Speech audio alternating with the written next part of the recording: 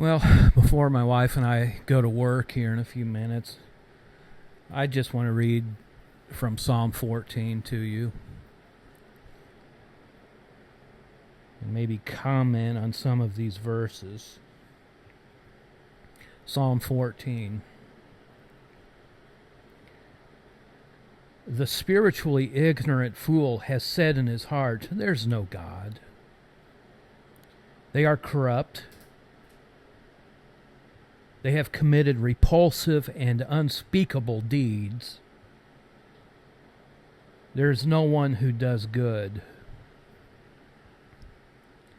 I was watching a couple of Ollie Matthews videos today. One of the people who sent him a letter talked about it was a woman. Her mother would, more than once while she was growing up, shaved her head. And then years later, when she confronted her mother about it, her mother said, "Well, you wanted your head shaved." And I'm thinking of my wife, who for years, when she was a little girl going to grade school, every year, her mother, and I use the term loosely, her mother would insist on cutting her hair before picture day. And we've got the photos to prove it, would completely butcher her hair. And it got to the point, how old were you when you decided, man, I'm going to cut my own hair? 10 or 12. Yeah, about 10.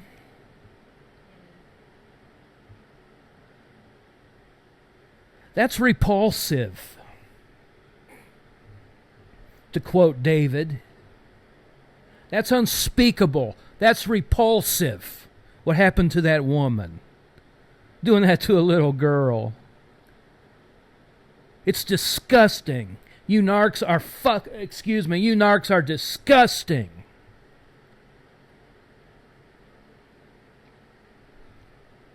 I'm sorry, I'm trying not to cuss. Okay, verse 2. The Lord has looked down from heaven upon the children of men to see if there are any who understand, who truly seek after God, who truly look for His wisdom and guidance. I might add this, who truly look to their conscience for direction, who rely on their conscience for inner security and stability instead of external stuff.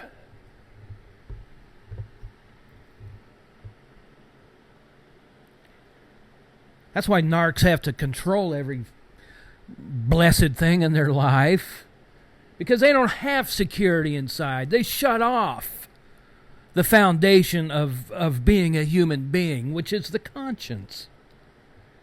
They don't seek for security from that.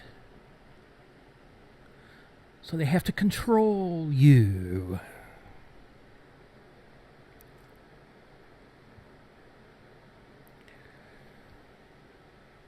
Verse 3, they have all turned aside. Together they have become corrupt. How many of you are experiencing this? Together they have all become corrupt. Entire families become corrupt. You go through history, entire nations can become corrupt through the devices of malignant narcissists. Nations.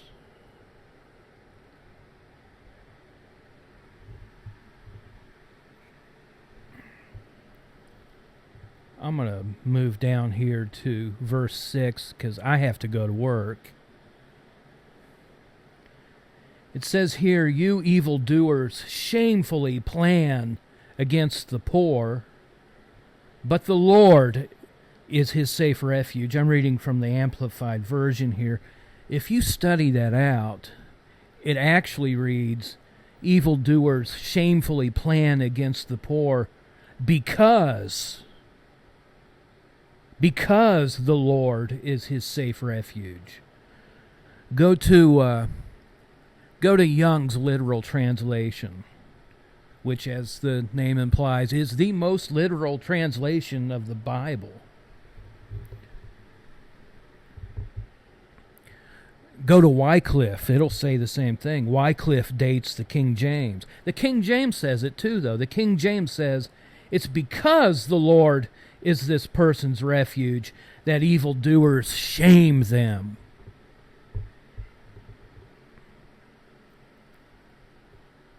It's because you rely on your conscience. It's because you look to your conscience, your moral compass that's inside you, God-given, inside you, for direction in your life, for security in your life, for discernment in your life. That's why they attack you. That's why these malicious people attack you, because they're not connected to that. They're a lot like Cain. When he realized his sacrifice was not acceptable to God, did he repent? Did he say, man, I got to get right with God, and I got to get reconnected with my conscience? No. He killed the one who exposed him. His own brother. His own family.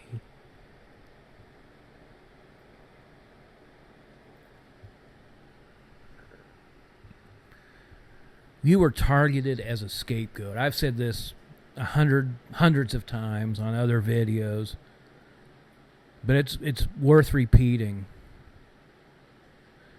Because so many people, so many victims do ask, why? Why was I dealt this stack of cards? It's because you're good.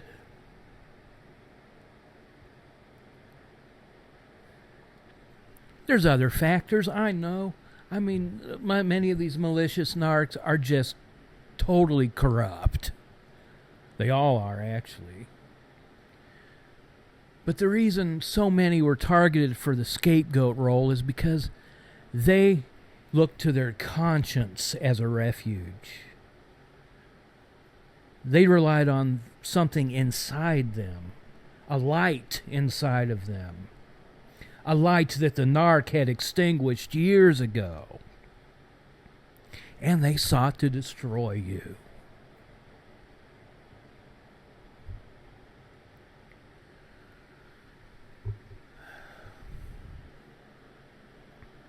That light is still in you. That light is still in you. They couldn't extinguish it.